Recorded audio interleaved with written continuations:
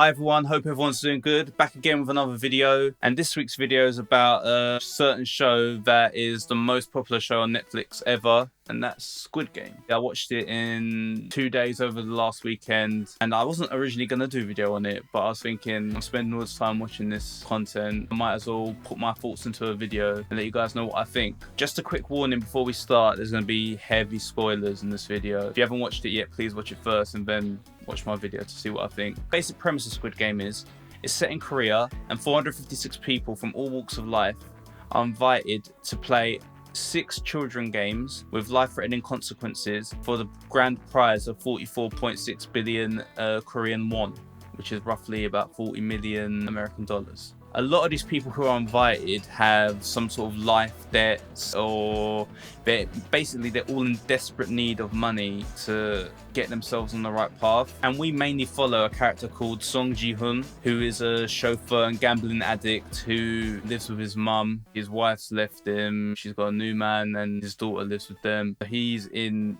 dire need for money to live his life and get it back on track. He owes a lot of money to gangsters, and he doesn't get that much money from chauffeuring, so he's always at the horse track stealing his mum's money to bet it on the horses and make it back. He gets caught by the people who he owes money to at the horse track. They chase him down. He's got to pay by next month or we're going to start harvesting your organs, and it's also his daughter's birthday and he hasn't got money to get her a gift and that. He thought he won money at the horses, but then someone steals it. So he hasn't got money for the gangsters, hasn't got money for his daughter's birthday. It's just a depressing day. Then he's on his way home to his mum's house at the train station, and he comes across this weird gentleman who's like, do you want to win 10,000 won? And he's like, who are you in that? And then he says, there's this Korean game where they've got these little squares, there's a red one and a blue one, and he's got to dash the square at the other square and make it flip over, and if it flips over he wins 10,000 won, and if he loses he gets slapped in the face. So there's like this, obviously he's a gambling addict, so he's down to do this, and they do the throwing and the throwing and throwing. He keeps getting slapped in the face, and eventually he wins. And when he wins, he gets the money, and he gets a card with a triangle, square, and a circle on it. So he phones up the number and gets taken to the place. That's the basic plot. So let me go into a few things that I liked and disliked about the show. I personally really love the concept of death games when it's done right, especially in East Asian cinema. They do it very well, like Battle Royale, which is like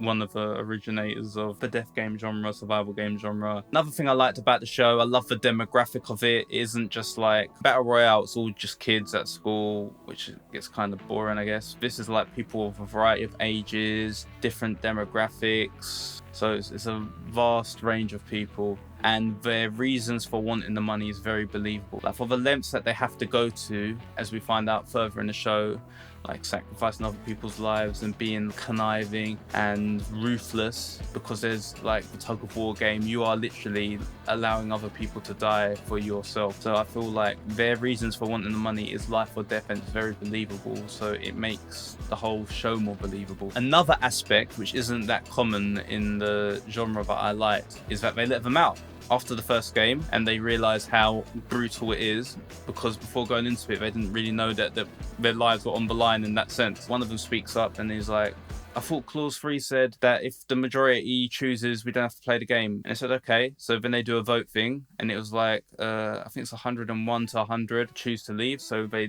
let them all out, gas them to sleep, they go back into the normal world, and then they realize in the normal world it isn't much better for them, because they're either running from loan sharks or they're desperate for money, and they're back where they started. So the majority of people choose to voluntarily come back, because they get another card from the game organizers saying, meet us at the same place at the same time, and we'll pick you up and bring you back if you want to come back. And the majority of people do. That's a very interesting angle, because you're always like, why can't they escape? Why don't they try and get out of here and all this? They get taken out of it and they choose to come back, which is very, very, made me kind of shocked, but they would take it there. I like how strict the rules are and fair. There's no funny business in this. The rules are anyone can win and anyone can lose. There's no bias. Like, even with the tug of war, no one knew it was, like, no one should have known it was tug of war. So them just getting into teams is fair. It's all random. You pick these things, and whatever situation you've been put into is because you've chosen that thing, and it's strict. There's no favoritism or anything, because there's even a scene like this doctor who was working behind the scenes with some of the guards because they wanted to harvest organs and sell them on the black market, and they were telling the games in advance and stuff. And when they got found out, the guards got killed, the doctor got killed, and they all got like hung up in, there's like a maze set where they go through to get to the game hall of the next game, and they were just hanging up, and it was like, if you disobey the rules, this is what's going to happen to you. Another thing I like is the variety of the games. They're not too samey. Like, we got the red light, green light to begin with.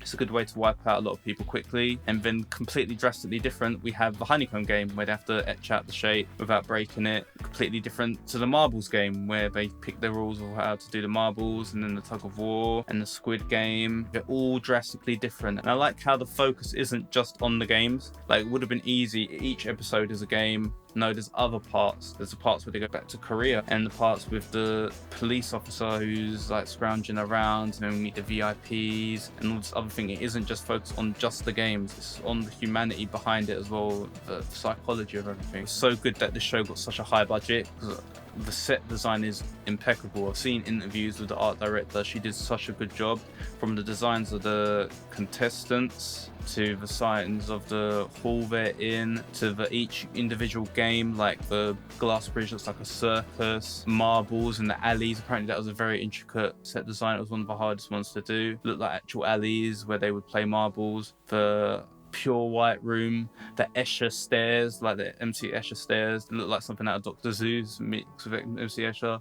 I thought that was really cool as well. It's like such beautiful set design. The tug of war, amazing. For a show like that, I feel like set is so important, because the whole show is about the games. This is obviously some rich person's design, and they've got a lot of money to splash, so they've got this essentially Death Island where they've got these different rooms of these different games, and it's like for rich people to come and watch and just like laugh and bet on these hopeless contestants on who's going to die and who's going to win. So it would look as extravagant as it does in the show. The acting is very, very amazing. They did such a good job with that. Casting is perfect. Everyone had believable backstories, and it was like quite emotional, and we got to learn why everyone was there, and nobody was impossibly good, if that makes sense. Once we get to the marbles episode, which is quite a heartbreaker, it made me cry. Everyone had their flaws, especially like our protagonist, Song Ji-hoon. He had to convince a senile old man, or at least he thought, to give him his marbles, otherwise he'll die. And then we saw Sang-woo deceive Ali as well for his marbles. These good characters, or we thought were good, like even they, in moments of desperation, lose their humanity for the sake of survival. And I love the chemistry between these characters. These actors, they must have been like done so many chemistry workshops and stuff like that, because you can just feel it between them. And even like Sang Ji-hoon, by the end when his mother dies, is like, he's so out of energy. He's just seen hundreds and hundreds of people die in front of him, people he was close to, people he wasn't close to. He's so numb. Like, by the end, he just lies next to her, she's dead, and he just like cuddles her. So it's like really, really heartbreaking. As well as loving the show, I did have a few problems here and there. I don't like too much going into like, oh, this is wrong and that's wrong, because a budget's gone into it. It's gone through so many hands and stuff. Things were done for a reason, if that makes sense. These are just my personal little pet peeves and stuff. Firstly, there's a CG shot